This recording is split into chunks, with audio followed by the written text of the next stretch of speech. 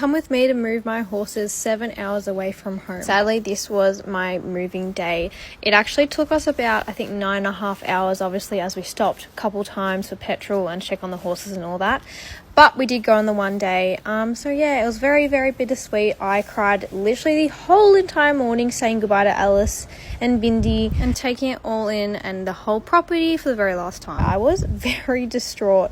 This was like a week ago now. I've recovered so I can make this TikTok because I was probably a bit too sad to make it back then. Anyways, start off the day as normal. Fed everyone, stroked their feed, and then I also packed up the feed to take.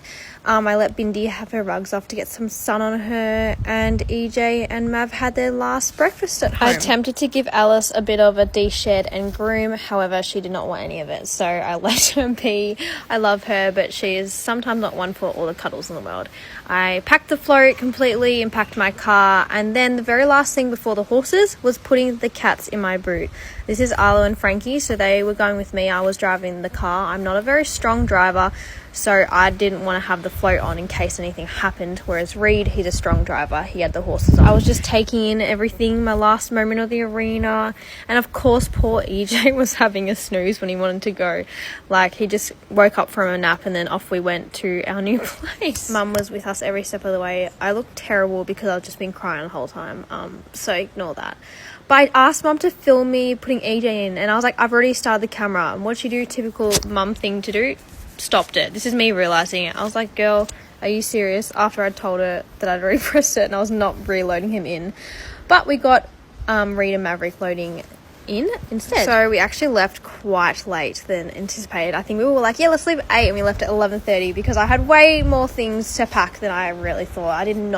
I was not very organised, I think, because I was so distraught leading up to it. I didn't really think everything through. As soon as the horses were in, it was time to say my actual proper goodbyes to Mum, which was very sad. And the most heartbreaking part was saying goodbye to the dogs, Bailey in specific, because dogs don't understand. Like, I can FaceTime my mum, I can FaceTime everyone, but the dogs don't understand why I never come back. I trailed behind Reed the whole entire time, and here is me showing you my sad playlist I was playing while bawling my eyes out. I think it was about 2.5 hours when we stopped. I think maybe just before Aubrey's when we first stopped to fill up and check on the horses, and they were both doing great. They weren't sweating, they weren't stressing, which was really good.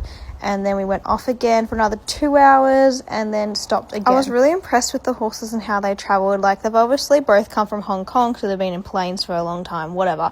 But they've never been on the float for this long, and neither of them were really stressing. Mav did scuff up the wall, so I think he kicked out a few times. But, like, they both seemed pretty calm every time we stopped. That was the final stopover before the home straight to our new home. Overall, it was actually a really easy journey. I thought I was going to struggle, but I think because of the amount of times we stopped, it made it really easy. Unfortunately, I did not film whilst we arrived at the adjustment, so I'm sorry I don't actually have some proper footage of that, but it was pitch black and the boys were lucky enough to go into the stables for the night before they were turned out in the morning.